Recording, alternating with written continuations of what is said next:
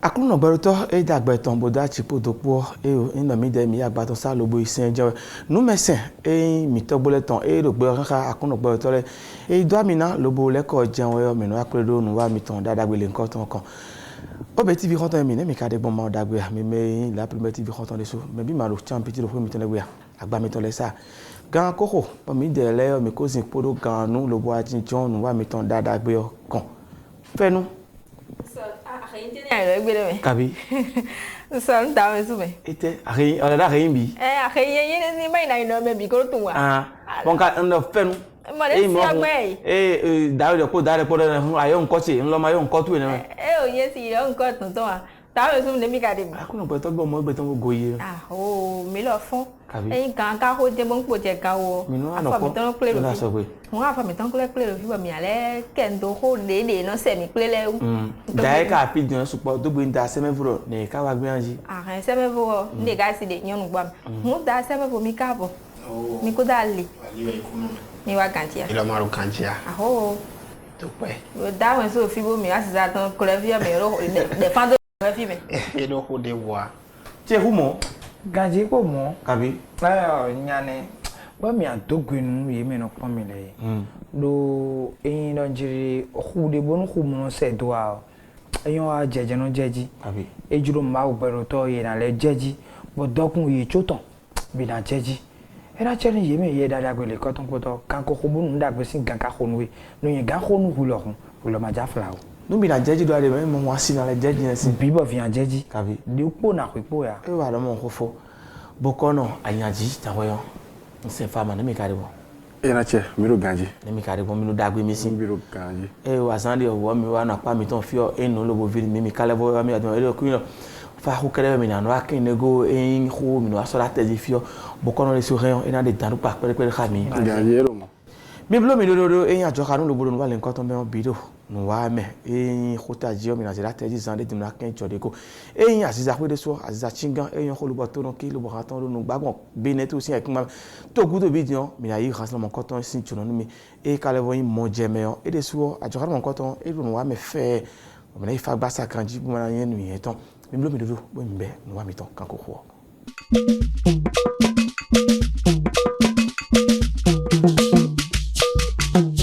khotaji mi wa khotaji sin pa ko khote kan taji lo bo mi na so do ate oji mana ken chodego mi no se inondo amaya misachi ya nsi dawe ya amisa do po jeme mina da minido ko sino si da misa ito a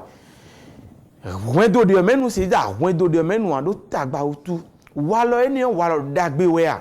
agodi oji e si da agodi onu a file onu si da file onu a o me ko me ton lenu do wa lo eni wa lo dagbe ya mo ro ko taji me so la teji lu na kinde go ne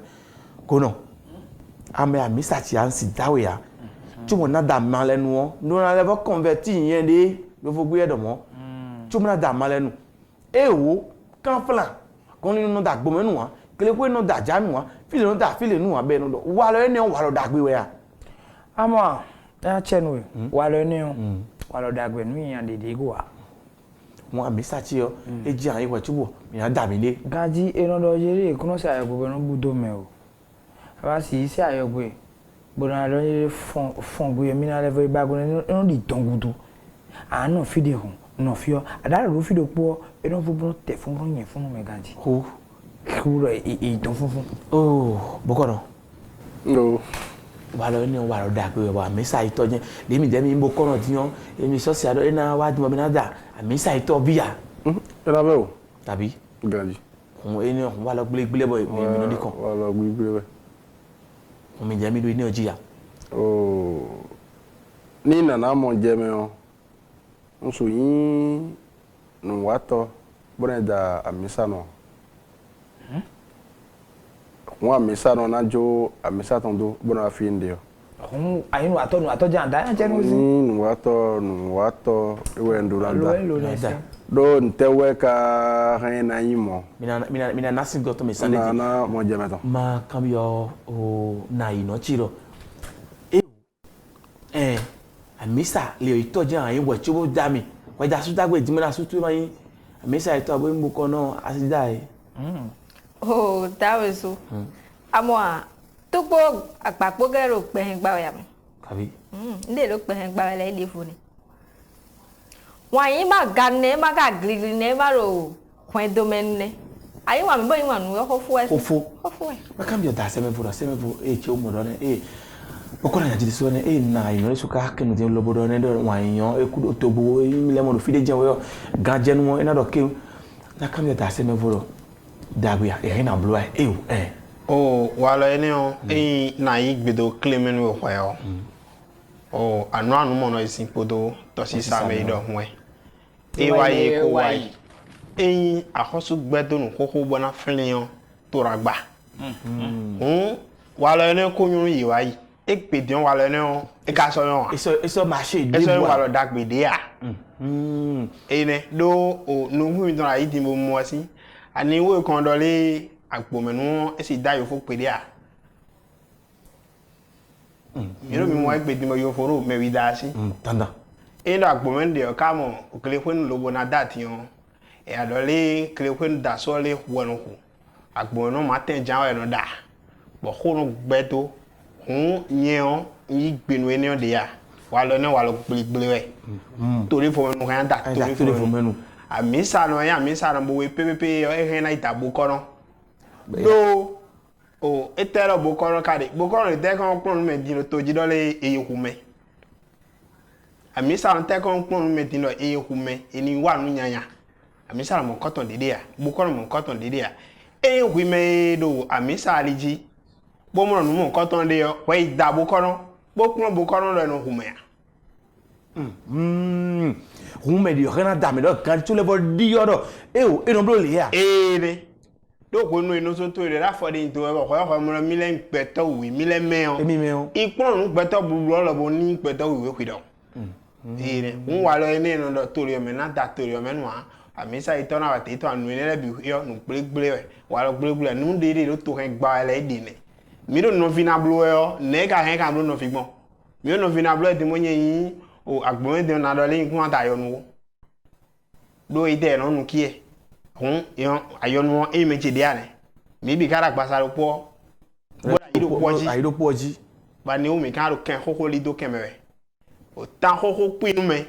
e we ron son bo enu aro ko gbe ni lese e ka o je wa yi e so jije e ko ho me de o ko inu ya kan da se me bona da siton ba siton amisa we ino iflafo mi de kan ni ta ne do bo nu en khenu ko e bi de mi lo na pe nu kunego flafo do ino ye Anthony do ta ku ton to da se me vo e nya we se mo ngbo jagri no cleo ba si mi to ya sinse no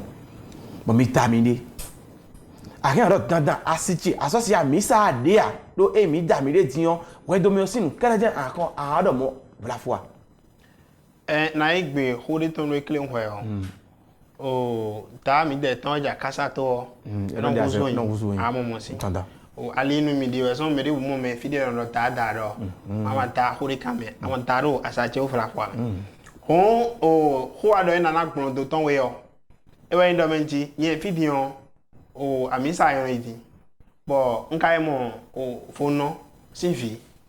e no se fodon ha toton bo nton ka checheji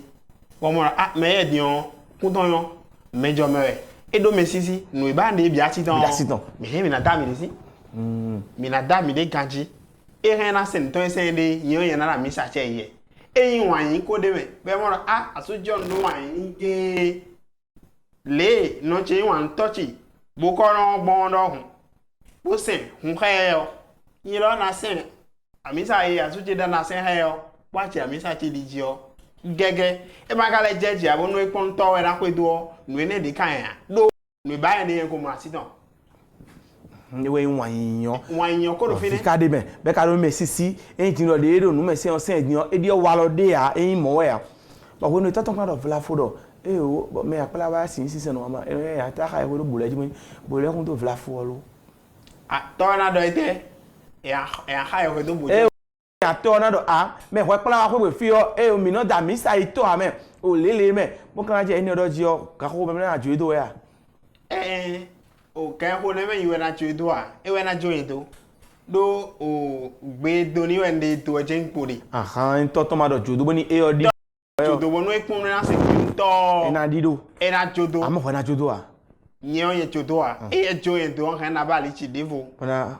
bo ba nchi sogbon fi defo ate o na yi no adon mo nkan ton wa lo pe be no do mai mo wa yin kuro tobo e do video re na mo me do na do bo ne mi na do po flafo o vi mi ton fi abi mo mi je fi jiji o gbe e ka do gbe we kuno vi o gbe kuno vi kan ko mi no me o gbe we ja fi kuno gbe wona ida bo kono su na bo ka mi sa ito pe do fi kuno ti ewuro gbo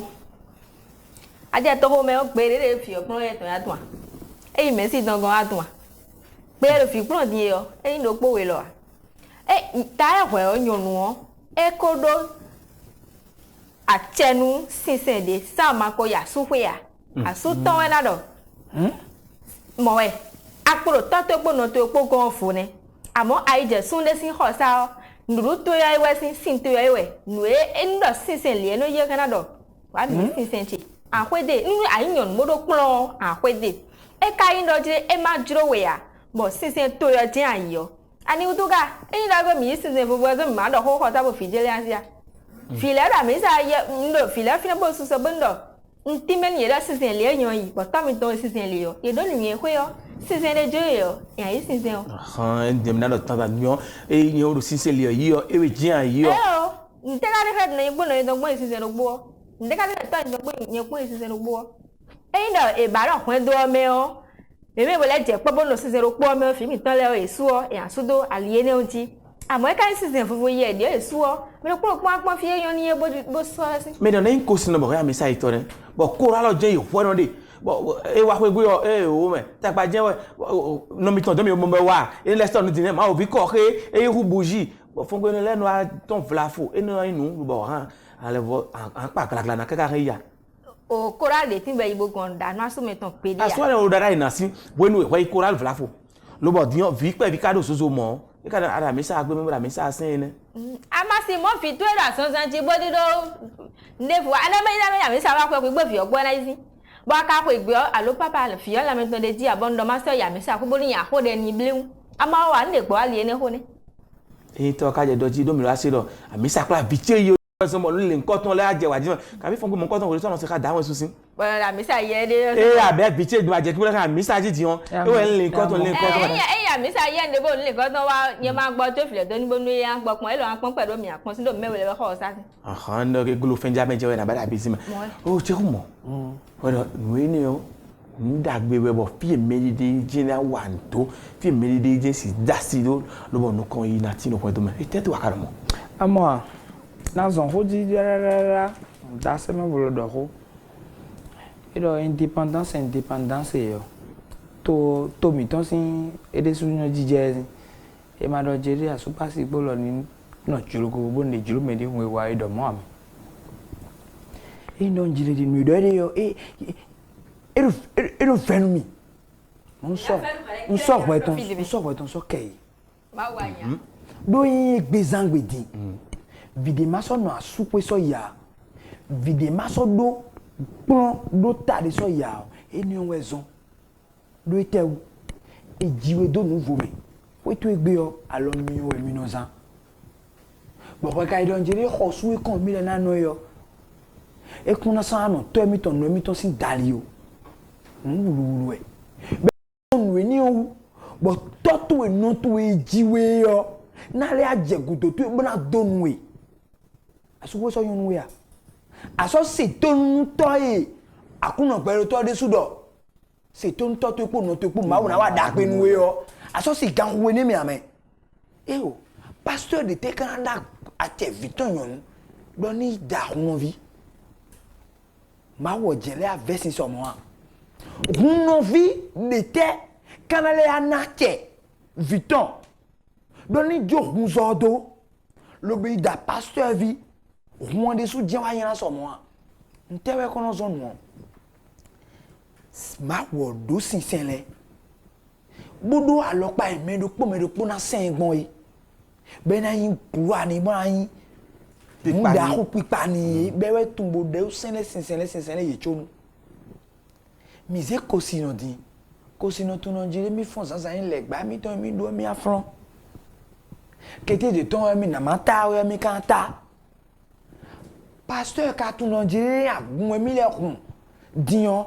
et de krabo de mardi soir de lundi soir de titan soir de soir les et de be me fie depuis bon vite e weji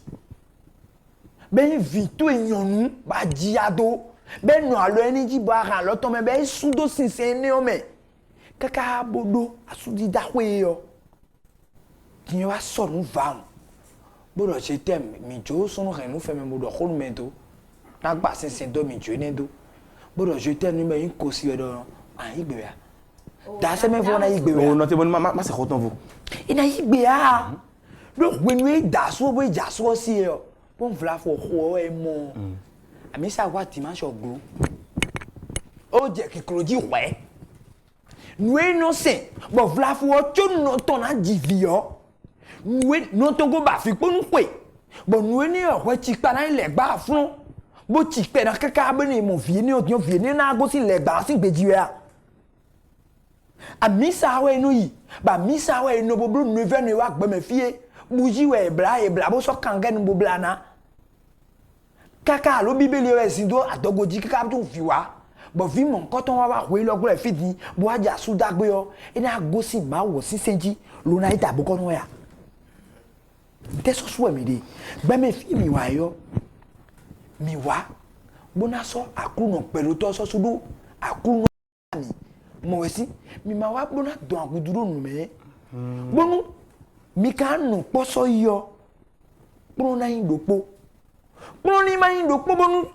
yunu ni ma do epe di o ma da o de da kuncheji bonu sunu na do kon don che hunu le jagan ti epe bo mi na ijono etan adofin po bo na yiya o be ni nu adun singidi bo gbegbe nu asunu wa gbegbe nu asinu wa eje mo akuno sodo yin do komi ton me mi na ho mi si gba ka gba ko eglomo bo vla fo veto e sin tabo ablo bo si se no e be sin tabo ja kun bo ja mi sa bo mada wo mi do vla fo pe mi asa tije be egbe ni be zigidi bo fiyon tu do po ka do ni na ba wi nu agbon me ba so ka ho veto egbe ni gbe mi do kun ka be so wa nte vito fin sunu e kono vito vino e kono blo you know ikra vie ton aso we kle ne si ini owe no so mi no amo so nyonu gege no do tedi bono dava ho mama no won yan ka do dogbo abo enodo ma mi kan keke ma kan ko bi o pokano eyaji mi lo mo nkan ton e ko ni dewe do na pa susu na di o eyin me de do video idu na no fio eyin ayin wa to tin o wa to je we arada eyin fi mi ton ka do e o wan yin we ho idosi wan yin ho ido do wan yin ku do dogbo idosi mi kan polo ni do ya o ndogbe nu mi on mise wendo do propos do aliton ejene gono odone kaka bogbe onavo ndo kaka bogbe onavo sinseno su yigbe boda voduno sanpe majo c'est tondo boy sun voduno pastor ka ku yigbe bora jo amisa tondo boy da vodusia mise novi miton malen leo we sen dilo maleme ton ko ti novi miton gbon ko gegeji vodun si te na hwe run wagbe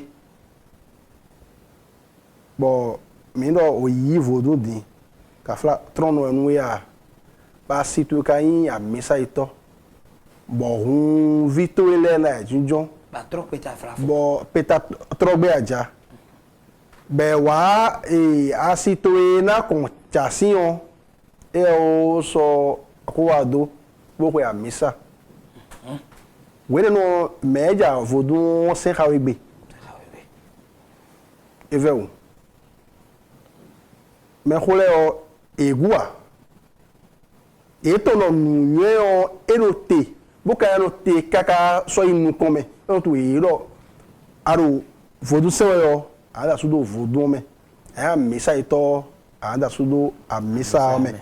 mejo kwedo si apakwedo bo bio to le onu era da to le o a ene o histoire me hole to wele yin rusu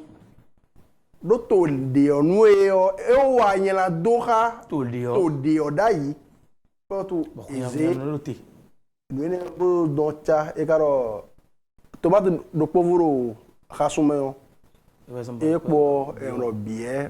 ogbele nu mi ze to de po ene mi aro mo je me ugan mi bio sisen alo vodo sin apakwe mo eno yen tian mi jele tian o makinu mi makinu ku kasida o klekunu alo ku sida khogunto bo mi je o mi remon o ka ji vi mi to ka mo khogbo vi mi to wa ikun ijiba la bo khogbe de blafo lo wa mo khogunto mi na do la cha mo mi na do a ene aussi côté o mesu ogbeya mi re o mi na do nwayin e do ni ide o esin wa gbe ni ija ne kun wa hun ena mi do wan yin edo ni ede si ho agbe ja we no mi ayo si seme de suo wan yin de suo ren ena wa no fine si se to na ve wo si se po hun do po ena ve wo di on e togbo mi de to le ka o donu yan yin bro ikuna blo le o ne mi kuna da fi lo ne ba mi ka blo lo bo yan to le ka je tun to ne meji ni mi le apo me de su lo mi jo wan yin si apako yodo be no nu eyo ndero nusu eno fo gbede a nudo no me hode o doda iboro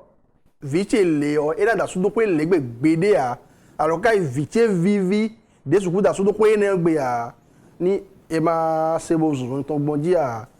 e we no yin khame eso wi di o vie ji o vio biraku e ka sara o to no nudo e o do di esin nu eru ngbawe ya wendo eto nu sumboro nu le ran le gbere akun mi ni zunzun ni togbodi egbegba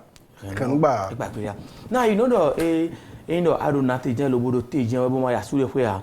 o sinsen ejilo yo akano yi amo hwe nu awa ya su hwe yo ewe asu do sinsen le ancien ewe ancien asu ka ne don bi o foto si apa ko en lowo ren tu enu won mi jele o mi sawe mi no yi e o chofa bi o mi jele o mi lo bo mi wa ni chofa ta ma wewe o mi no do no jo afokwa do ikwe bo mi ka je ko mo nkan to bo nu ka wa je nu wa je lo jitu e zan wa kuro jitu e are wa ren nu me aren tu enu kan do e o mi no da bo no wa bo ka do wa yan e mi le mi ma so aso mi to ren mo fodun oje o mi le mi na se mo mi je bo sa su tu e gbe lo nu ka wa ka we o are wa ren tu enu e ka mi sa ide no se o ren na do ka kam no me agbaza ro po mi do e ka bi agbaza fufu mi ma gbe ni renu ka do ho ne sin fi de me bon te ka so po wa yin ka fi ni hun wa gbe ni renu lo bo anu are ne e de pe me ado do ren tu esi we mi la mo mi de bo mi je iji o vi o de me ya ti wo ren tu enu do e o ma blo le o mi si dale ya bo aka ku enu mo lo bo blo do me de bi lenu we mi no ku kanji ndebu na wo te fi ne bo ndo mi yin wa mi de tien we bo da mi de o nu je jiji odewe magawa tawduga gbeto ba lo gbeto nu je ko tan gbe lo ayi nu je ko ti gbe lo wa ndebo fine na blu asi in agbegbe ni metole ya misa no yi bo we no akaro finu amisa o we de su ano yi bo amisa de jiwe bo kaka ba blu nko to an Jesu pego baka wa mo huno vi lo bo aje dan an paro jiwe won le bo je bo metole ro gbede ko kun bo metole o bo ndo nu ka wa je o akare ana amo metole ya ho nkan bi one beta gble sin kodo de ba mi je se gbegbe ya be do me ye gble kaka ti ye so in kodo me e ya bo akale ko lo bo wa lo bo no bo wa le ko bo wa be wa do o dion Jesu ho wele bo be fi lo na ka ye we do nu e gble donji wa le ja ye ka gbe na ka ye we di an le mo fo no de me fi ne bo le ka we don bo e ndo npo de fi na igbe na magaza fi na te fi mi abi lo ton bo e no kun don gudo en da gbe aja me nda ton gudo ndo mara na ka ye na dine nda yo bi ba bo no fi de me do me no me ju ndo ga bo so wa ile na do ni shere ka magaza fi le ya mi ajo ko do po we wa oh da se me vodo ko do de je na to me pere ya eji ede oje ina no ji ko no hunu kongo mo si ti on en tandame on ami sa yede o e je me si da sudo ina mo a ina me o ti on ami évangéliser et ça si e rien na da pigbo we no mi dela mi ipe nu ye ne o wenwe abluna dote o fitu ka na kan lo na mo we a o we fitu agbero e o no ni se okun be ka agbero e o mi le o isi okun mi na no mi ga mi na se mi ne be a kuno de letin ado bo kono de le bo e da de le bo ye de le o ye no ponu o kafla nu de le biblo di ye kedon e fi de ko mo asude bo da tin ala si de o ara mene je kwa da asida mene ame nyo ye hunu bo o kwa ida ise no na fi pere anyo do e no ndo bo nole asenta ablonde anyo ne me a jifi o fi bi na ku nu e nele o yan do no fi de ko le se petie do menji e ado sisin topo do no po bodo sisin hwen de men to mi da ni hwen de men no meton kan igbe mi do mo ame ado sisin hwen de men sin to ele bonu ai mo wan na to e ba mo asuno lo de na wa nchon ha mi nyono lo na wa nchon ha mi hu da e mere gwigo bo donu yo ma to yo na pon voy be e ye na for clean ba eject pere e mi no mo da de le bo wi no akonsin ta ye bi mi no mo nu atole wi no akonsin ta ye bi ne do e no pon ro o bo wini e kodo le yo e no pon bo mo nkan ton le wu bo no donu file da cheti nu do le no di me wa do sin to ko no ko awa nde bo awa be don o fo do fine o iro re eni mi de so eni do susi ni topo nopo lo bo vi mi ton e ka ne mo de buro e o lelele enu awa bo enu mo iro vi omo diyan e ku so gbe o bo mi na gbo vi mi ton ina gbagbe mi ton eno mo le be so pe ata ara mo de le be na so pe a no yi nu wa mo be na so pe ro sisen pape ya me e no le akotun o mene vito mo fra fo be ko yan choto ale gbonu me to a fiche wa ba doni to te de me e yan doni po kun yan po me ta fu ti gbe po ya me a doni to te te me ro fiche me lo ti on mi tun gbon lele ajo eno ja yo hala ton dopo die hala ton we die adon we kan be e yan pa ndo don ja jo le ko si gudo mo don le re ya me ado o prevuton hala ton bo so hala fi yo bo fi yo mo ja na bi yo ide me dopo ni maka bi yo ide me bro e ajo to je mi na da mi ka ro wan ku do to bo e bi yo ide ma da jo to e na da be don esi ho ni da ni le da jo to e na da jo to na da hun be yen ko gbe ni e do me ko da jiyan yo e mo nje so gaga hu yo po bu e wa ni e mo mi no ro yi mo ku je yo me yan jo to bo do fiche bo fi yo se a bo do blo je mi abule wan yin de me yan jo to e gbe he na di o so si nteka khala jo to ma na di o gbe a vitu e na le idomla le bo di a jo to e no Sernago singbe na emwa eno sana ko ro gudo me alo me yan jo to yo e he na di o so gbe to de mi kafla gbe to de pe di pa fe to e no mi no ndi na ro ya bono ko san barabara si cho gbe to kon le da mero me le me bedo yo mo ti di o be do me e je da pa be da to azan da to bo san eno adi o bi we no ti fi do ko wonu kan ji se e wa di o kaka o nu be saro tu to ye do bo nta to mbi anu ya no vi eno di o pe o che mo mbi ani am ko no da pa ko mo ko to na sun tari fi e di amo ko do to mo do mala ni ya ko jo ko we jodo me ada gunde me o iyan agun sinsin bro de agun sinsin bonu ana ho agun sin kan bonu agun na ita o be inu kon be na yi nkan e na to si agun me we bando so ga ba ali agun ne agun a ton e tifo ne kun aro fide kun vla no nde ji akun wa gbe nde meto le sin ba mo pon bo ba ya zo me asiri ma nde we no ko ma mo le so anu ko mra ba bio nde anu mo bo kana gbegbe na mo nkan ton isi mo e sinsin no ayo uri bo sinsin to e bo sinsin o mara gba bonu kude so mana do aliklen afoklen do ma o to sinsin apa ko ya no bo de ya de ka bo sinsin to ayo fo sinsin ari o uri wi bo bo de na yin sinsin no bona da kuno da won su ayin sinsin bona da kuno si yi gbegbe bo atlo o jo don o na ino ta won su la ro na sun tari apa ko nkan e o ko ra ko ro le kan me pe mi a Flavo mi sa no ibo no yin wa nu kun no fi bo ton o e da mi ibo lawen da gbe bon lawen da gbe ni bo no jo kun ton do bo ase ma o je ngure wa nyan yan ya ma ni ya de ni amo me fi e bo no yan nu bo yan nu set ogun ta po fide gbe fide ya oh mo ko na ya ji ale ba kliyan ma o te ko ndo sin do ejije Quelque part in ma wone. nso yin bokoro boni asite yin amisa eto a ene mo ko na misa ito lo kasi amisa eto lo e ka ko o don yin do amisa e to me ya Aso no da sagbata si a. ere mi do ne amisa ito he kraida kosino lo kraida amisa ito amisa ran do nu kon ya o me do ka ju me do ton do bua me do ton lo kan do nu kon ya e do me de ko mi ton gbe jan mi de mi ka tun mi ni apa pe de funu ale nkan ton ewe yin asizakwe mi do mi do mi asizakwe yo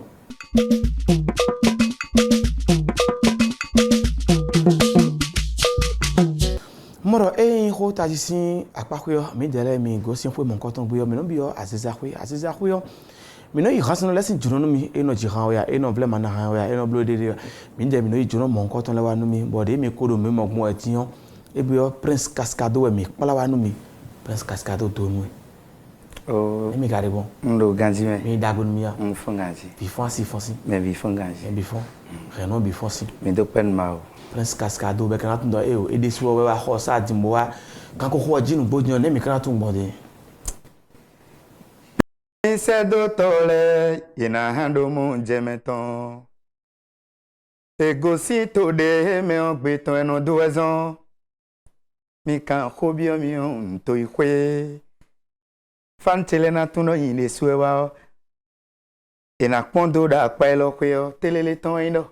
Nko ji yapo epo tegun no kwe pombo ado ya jiwe. Ya ewe jiwa ile kwenu kowe. Se malon gbede nu ma jayi o do eno ve udesu bo me ikweto no da ko fombo ado ya jiwe eno bla udesu bo me kumoto da ko fon ara fozon we eno ve udesu bo me ikweto e wa fombo ado ko khe ya me se malon gbede o akrono ti ngoji apon epon ti ta o wo ko ma mo wa je ya be bla ro ma un lo do ko epon bo me de kun so hun aro Prince Cascado me no se Cascado no do e no casedo ade akabi intero de Prince Cascado ikote ne onu budo e akruno e do nu de beiso bo sino ton sime yo vo pon do inkona odo cascade Numbu do de wa fie go si on depo fie kwepo me de mado mon jemeton mana wa do cascado boni melena hado do banunu hedi wezon no cascado in kote o azoja u beru toton e ndido beru toton e cascado ndido ma wa beru toton e cascado ma mo encore de tom ton pono me ton po ide ji mi bo sin mi on eno yin eno ilo mi nda chewa prince a chewa prince kote de suone ati wa nu gbosin bo ka le nu jawu mawuto akon ko lo bo so tan wo me yon no ka do yon le ron so ko da gbera yon no ka so nko nu ya ka bi wo so pon gba mo so no ye ne aziza no zedo meji tantan na oto yin ko bo zenu inde suno un second generation tantan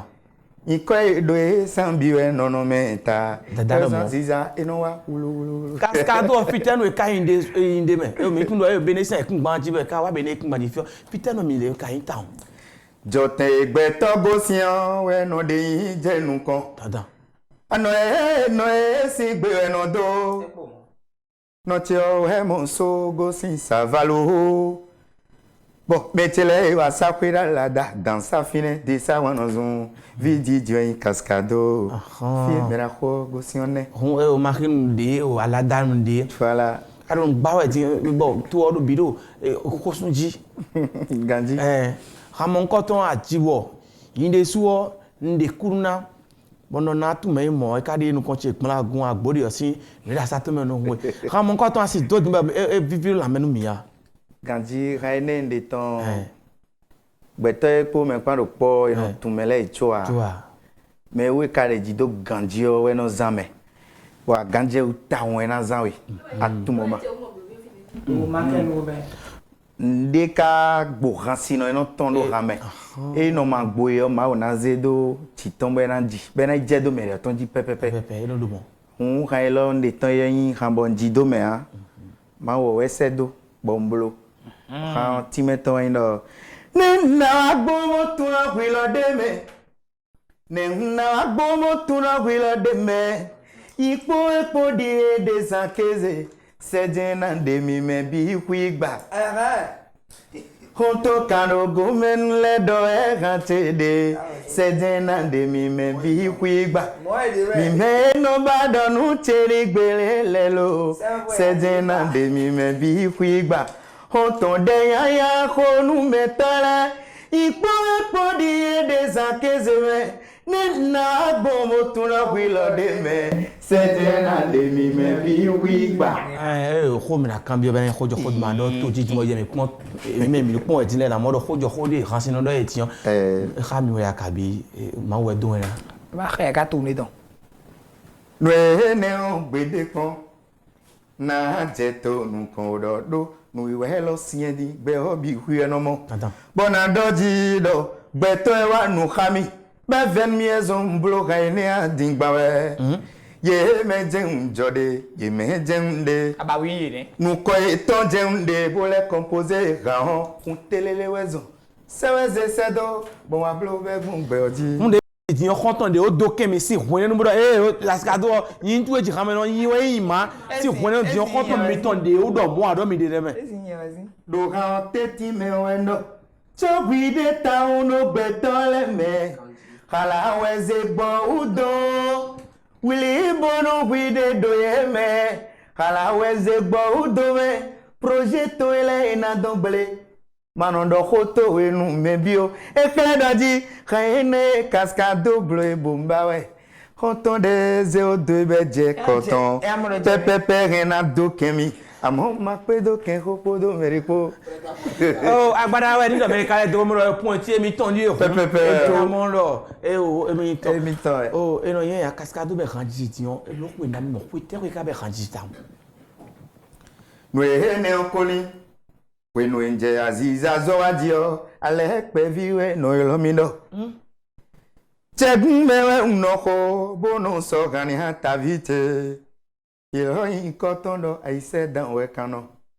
Wenu nje susuji Kwetewe ndo Ejimi bonje zonli didio No chewa don mi no busi kwe ogbe Bogbe tewe no zeba mina bono momi No do ranjuwe bo Mele no hondo vudun tekadi ekbede Mporo pe vito aziza ode ime Kwetewe ndo Pobe ranjiji Kwetewe yosin wenu nje Unyi konkubodi Tegun meje un kodo de sa wanozun école centre de sa ton fineje un kode lobo i trophée akwe radio sipil we onu to ezejo yede po pevie ka so e mo po jo e dewe era po finesse bo mi o de agban kwe ton mi o de be me de agban de mi o de ton agban kwe mele no bolo e lancement bo mele no bolo we enoha Bibi drano de ken amon koblo do po koblo we ene go we khilu eton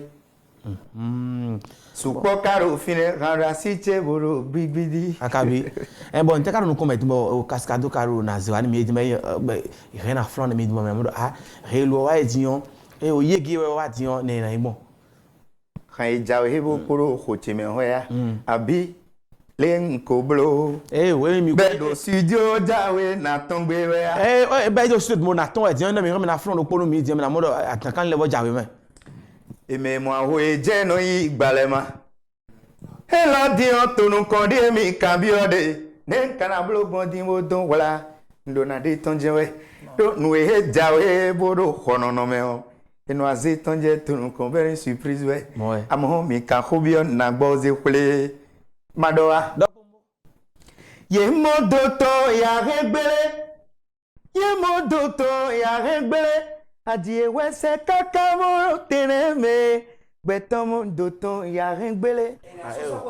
Mo ko jo ko ni oni do mo do na nu gbo je wo mo do le je wa yo. E la dan gbo je na rien gbele je wa. E ne wa do alijit mbona je no biton relo si negbe relo ne ka do ne bu ka le do le mo to ton e la rien gbele. E no yin ana ka do ko le na kan bi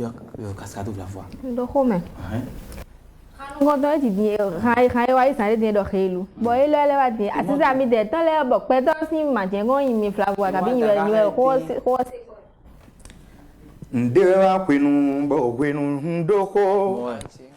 gbede si do le gbero tono se domi gbon endo akuno ni de gbeton si ya me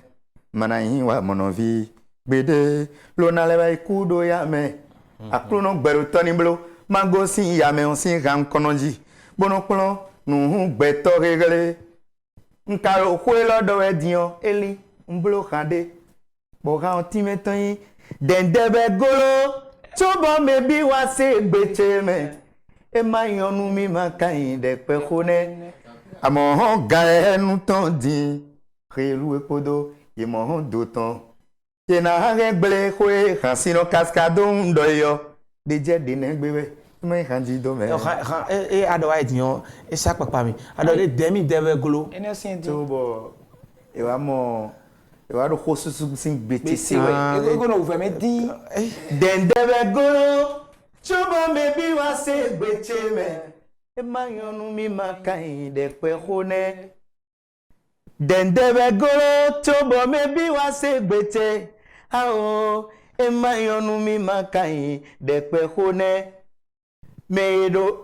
dokuno ganji eratite bona ya kweboro akoduru ejele mi adingbawe Ìbàdàn mpopo ndeje no gbigbewe Ìbàdàn mpopo adande je do gbigbewe mo no yin gbon sin o ti o mo lo na kan kholo ko bi yo ti bo na sun ta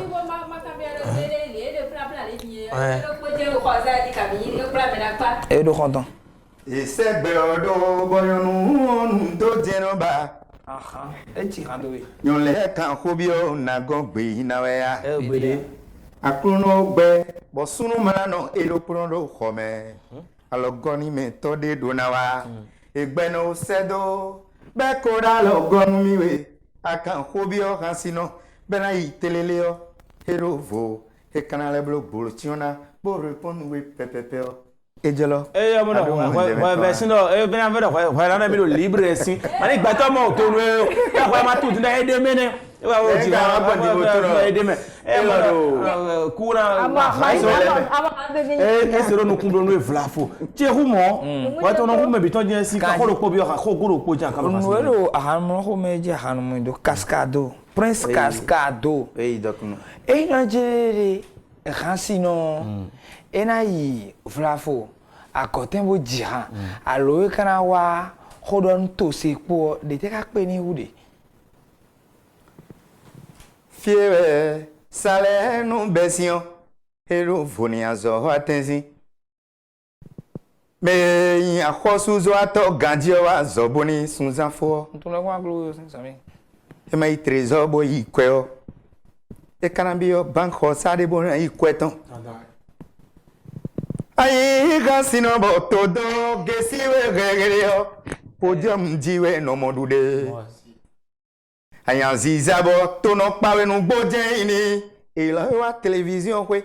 ene na jila John Webo ina le mo ebo na yologona amo ina amodo gasino desudi egbede ome podium jiwe mi no mo bede sale ton ino penu mi do podium ji ilo mi wa fidian e kele doji mi blo promotion ti gbon gbe oji we e ka ja ko de tenu egbe ya voilà e ka idon diyan me kan me ajini me de je diyan mo do kwa do diyan e na aziza we si ka ba aziza ko oh go e a gba te ko mi de ajini oh da se me vo mais non bloni kanato ya funo mle ayi khasino bono de journaliste podo animateur technicien radio télévision le ko gbede mpode ou ayi danda we journaliste alo technicien la do khasino blomindo ayi me bo tu meteme gandio Ate peru tede me aranu te alo fideo anu ahan kaka hun ye loje ko gbenu file yeso aziza ton e kasino bi kono ton alo esprit de partage de même pisia ya seme fodo ko re na cambio kasa chobo ni mai ko to ya o mina cambio cascado na cambio me la hodo menji aziza ni no so hanu ye khide bo edio ndi no for the wa eyan siza to ma so khilo ania e kan so ni to peto ko so me la hobo eno doki e ka do no sin to bo nyana cambio aziza cascado do menji ni do khoto khonu mi no fi me de tamu ko bokron so ke sin we ne on head han le sin akpakwe blapo a ji mbara ni do khoto khonu mi eza sin ne jon do pole asichi bo na cambio be na le ichi ede asisa simeon nteme na ho kon le kan le boblo ene blafo mi to mi aka no mo ko ton bi be la ho me mi no do bom no beto ho bon ni ha mi blafo pon a ji da seme bo cambio me no Huene die cambio mio nu contiede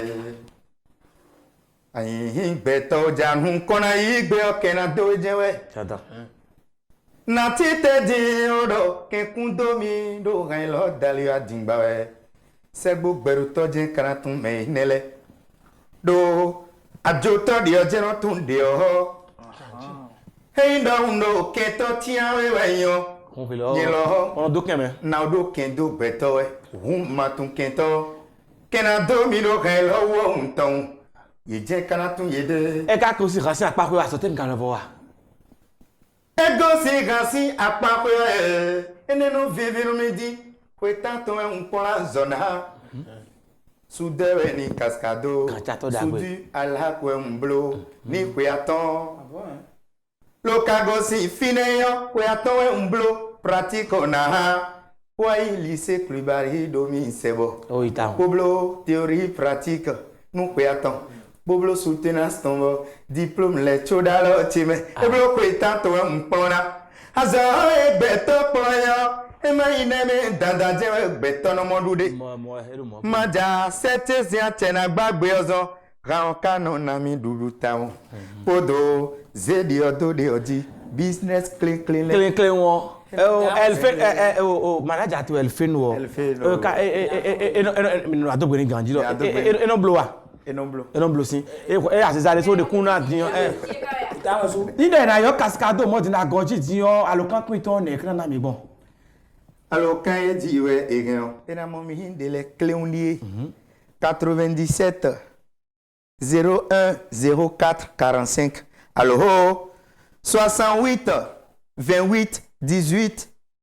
38 et les netro loe et non momi ele WhatsApp ji ohun bele ndo e na chanu mi deji mi pon to jam na tun cascado prince cascado mi de mi wa nu bo de do po tiyan mi kase le mi kra wa gbonu bo na tun no mele we de me no chi we de kan o to chi we de kan to asif we de kan le mi kra wa gbonu na tun asiza ni o ade ton lo bo azia ka so na we pon ro aziza hwea cascado han ni aji o to de kun na tamuro bo me no chi no ye de lewe atun egbo yo bo ji hana sin amo ala ji hado po fine bo nko jiropo ganji haine on to ti do pe mi wa che bo ni ma biyo adakonu yonu video enono yen ko jidopo depo ogbedudu kedewe ponu mi yen ko jidopo mi jade so mi ko jidopo na biyo e me tole do ke ha mo nkan to mi na pon lo ti wa ho safi adakonu yonu video enono yen ko jidopo depo ogbedudu kedewe ponu mi yen ko jidopo ko jitero pon be ko yonu mi yen ko jidopo mina imi sebo boyi bakolande do yen ko jidopo ba de me ayi jeno mo eko jidopo eko ogbe duru kerewe ponu mi eko jidopo anon kwija komme o ile no down wala anon kwija komme o ye bi wi no sun jojojo ye kanu le mondo emi le ko suwe odo kale do kode o fiye nele ekuno se o no kado kodo sinkon yi papa negbe we no yisi enu yi ede ugo pata o ye binu bi ogo mewe bonko ye o ene ono yi gan benu ti alo su inu me o igba ono agolo. Omesuo wiwe ibodo meta. Weni boy kan fobio. Grandma matena dronu. Andokonu nyonu video enodo. Eko ogbedu kerewe konumi. Nkoji tiro po beko nyonu. Mora mele uji pour la fobo aïdja ji ton ame. Yo. Peut-être comme on quand kawa. Nous ezombo raine wa. Msikuti mero komedia. Hano kwija kumeo. Vileno da wala. Hano kwija kumeo. Ye bi kwinu sun jojojo e. Ye kanole munro. Emile ko suwe. Botoka do khoreo. Vinele ye kuno seo. No kado khoreo si koyin papa ne gbewe no isi. Ye de ubo gbata ye binu abi ogomewe. Bonko yen o. Ene ono yin kambe nonji. Dion, nous faisons de quoi nous à soudi d'aigbeton. Et sortons de sourouia. Et sortons en dos ouvert fi bidi tu ben noavo. Flèche de bouillon sali. Et ne. Do hansi tanu bion wado. Ika khobia meme tweni donue. Didewe nondo. Sudida wiwe imbono meta. Didewe nondo. Me de kakaboro kwene bidedo asuo kyo. Et moi na do britain mais egbedion et show do me pede no do nyati o ma dedi ebo bo jeji cascado a César mo nja o ma uton fi sin ono go sin mo mi ti me medin nyati me mo kala prince oblo akhosu sin ama wala date romeo akhosu sin akhosu to fe dada le no yi kwere le akhosu to da romeo me de mi de sin mo je me sin kwa we.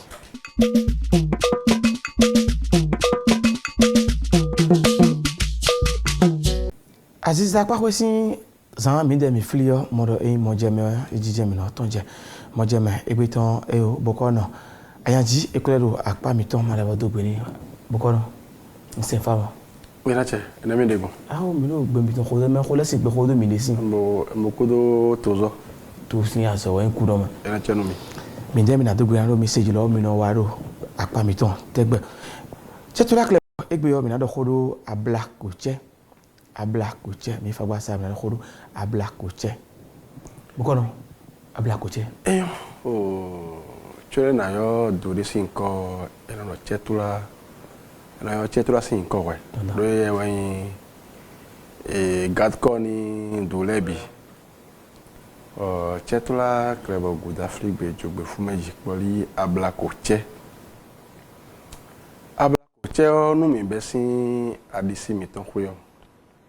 abla minamo alo viro poraga ono malo we mi wai amiomeo cheo mi malo viro po ebode won alo we ebode won alo viro po edo ene me alo we abla boje cheji bo indo mi ze fado gbeto me on abla bo kono da kwero sunu wen Tielo so in sunu. E blo sunu wewe okpelene. Mi zeda gbaza me yo abla in me vovo. Tielo so in me vovo. Abla koche. Bo mi javalu ti saboko gongo boko atoboko boko no ton gbeton le mi javalu bi bo javalu boko nche. O javalu asante khosu alnion dawe ro no tome. Javalu toche daduji. Bo abla koche o iron we segbe o I won gbe kan ade igbedo iron we segbe o I won gbe kan ade igbedo abla ko chene e o awnu yenu ye igidi do mi o do nu ye bo bie ku kan place to itonu bo kan hu babla na ko che me mo abla ko chele o e no ro nu ye mi to yin nu ye sinsin no so bibiru nukan bonno a owaye do poli ablako che aro mi je to nbi je no yin me bibi wu me bi lo e ka yo wezundo e no ayo zaibe we ma no to an to no a owaye do poli ablako che e jayoji babla ko che mi kanu me de bo mi ron do ndo to no vi de timbe no ran hen to no vi odo to no vi bo kana yin yonu o poli abla ko cheji bo mi na yi fagleta kleon duene on diwe metolo fin we amasin pa me on nuin dokun ton bio e toni tantiton no viton yonu bo viton e kana no tenton me on e do na se pon tante ne on do na se taye ne on chobona suku odo vivo e wa yi sun fa e do no tantiton ene wera mo chobo egbeton na yon on vont ton fin bo e no sa beron yi che lefe bon ya ba letin ro akoma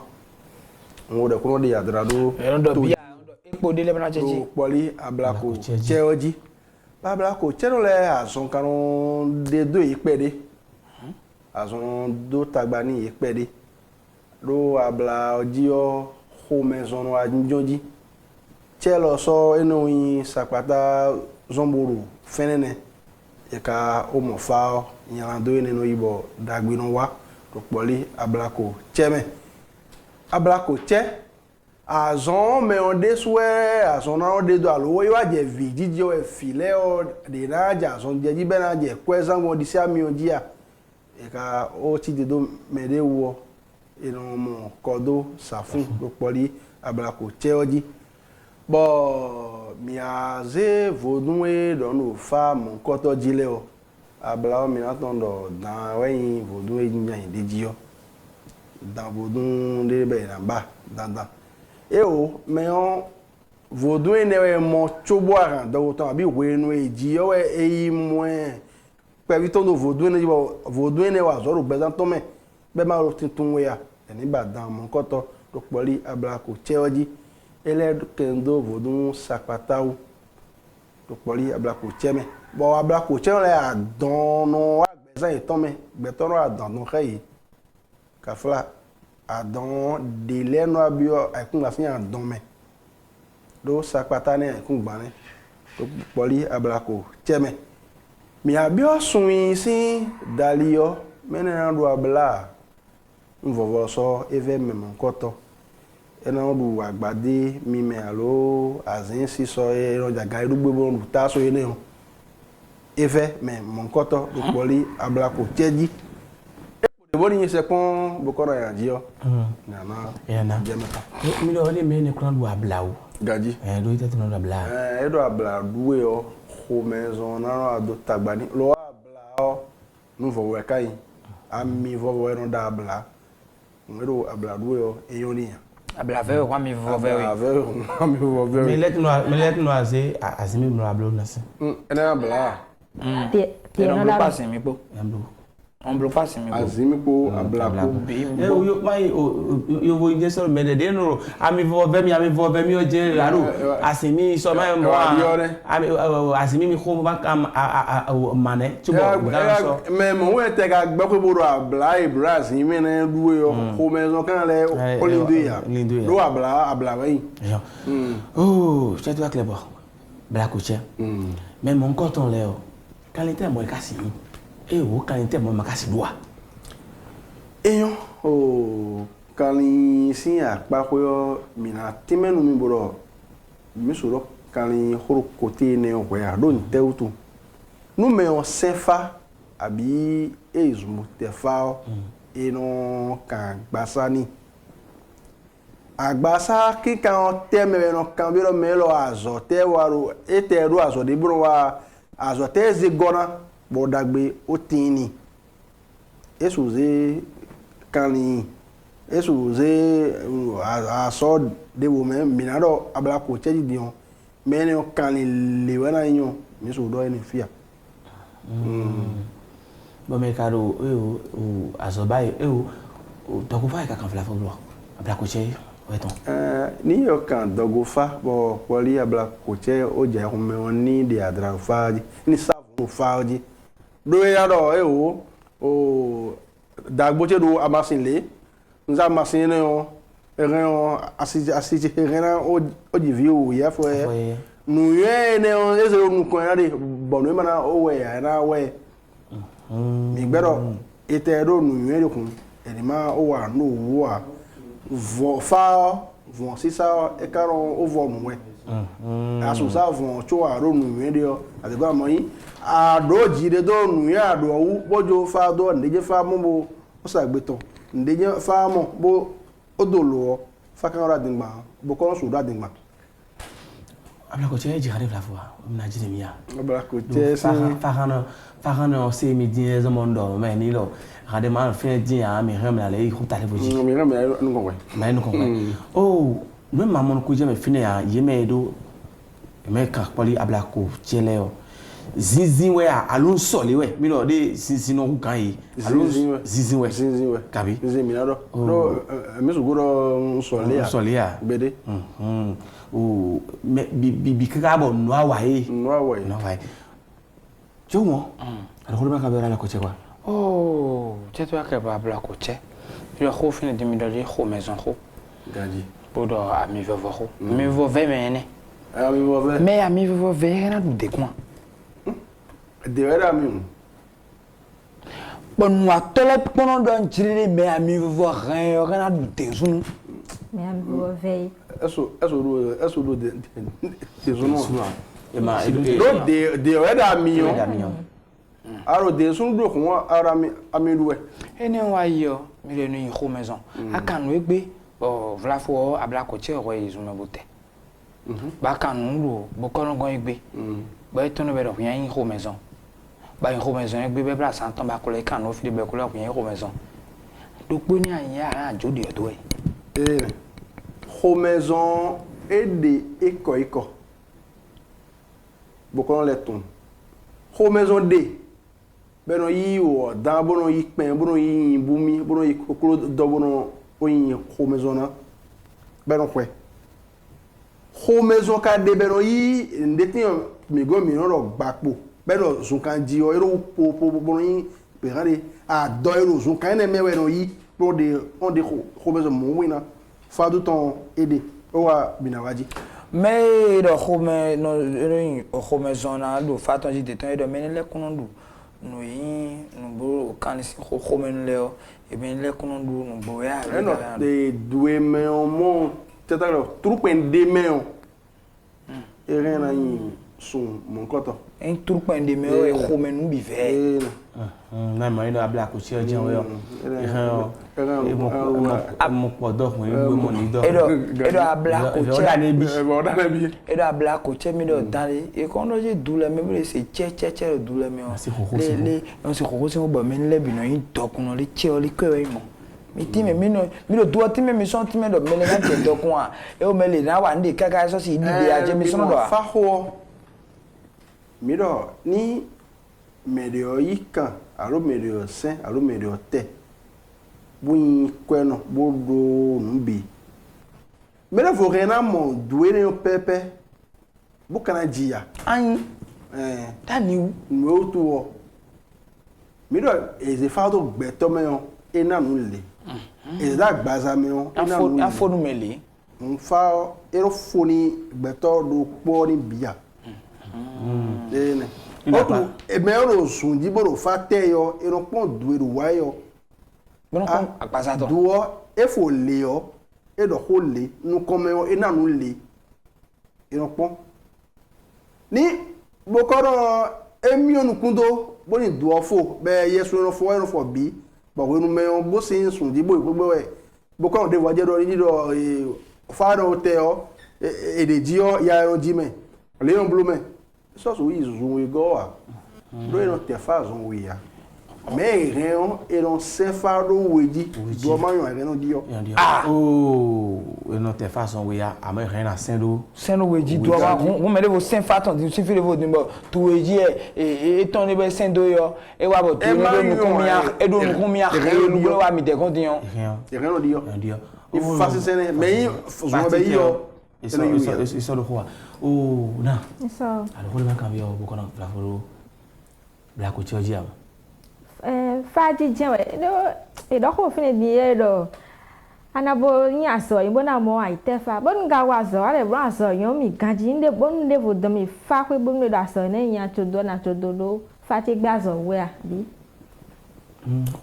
Mbora mido mo jamani hode mido e sefa abi izumo tefa ino kan agbasa teme mina mo no bi mi tole o gege bo eyin hoto de me oro masonzo bolowe bolo chantier yi pe o en vi mi ton masonzo yede suna bolo gbede mere o fato jiwe o kan be o de be o do no azole na bolo me o ekpodo mere o nu ko yiwe bozu fazo ene o so zu fazo ene fe cho e mane nu ko yi e ma juro mere fo no do ale e ma juro me de vonu lo azo de ko ade boy kan fa de jibro azo lo nka blo boy na mi nu ko yi a 5 kun kuli bona e ma ga igbe e ma yi igbe a kun ta je ayi kha de wo kan bora bi o de vo e na nu ko yi o to na jo de odo mais moi a la a kon fait tu vois a kholudu mon disi ami o ena ko ando a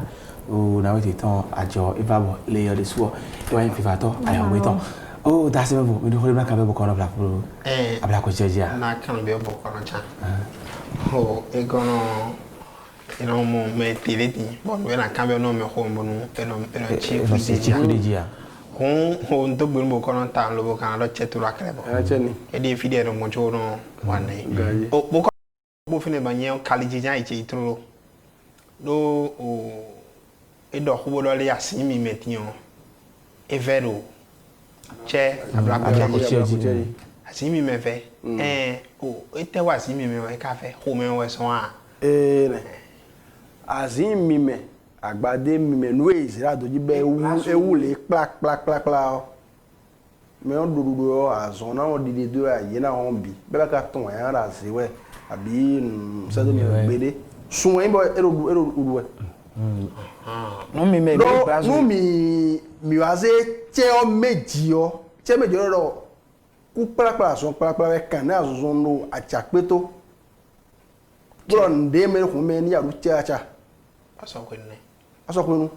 mina mo inzasi na adori ni be je gazame je oji plak agbadere su eje adojo plak donc mera mo windu yo azona o di do aye na plak tion o fae eron tero fine alo no isen fine yo mi no si bo me le timo eron senfa kanji bo atafo no yun ye kanji bo eno isen fa alo eno isun lo no tefa e kai bro ni nebudo bo eno no tokun na wan lo eno be ya bi pidipidi ne chokuton di bla fun san le ye dagbia ewe miro ma yon wa ero mengengisi betra senfa bi bo dueje de eno do vivo me bi bo e kai izun era mo du devo akwa de vulene ina sefa bwa do voji beka izun du de vulene ofoni toni era go si mouvement khokho e bona bio yoyo me on ina den e ino po dele karoti bo me ono o izun bono tefa bon wero fa gole no bloa bono mo e wero nwo ifa o ifa no e plafa o dole o eso oyi de irapa ewe eji mi no kuro emission ewa ileme o ifa ko mo ze fa fene o ewe no we lo tudo o bro ya do polo fa jire edunai bi ba drale fatu ejo arade tubo alitoera ojoro e ka won fe so mele no le bro no bi to e se no dueje de odo wa foni utu be e no ebe wo fe lo do ma fonu ya jen we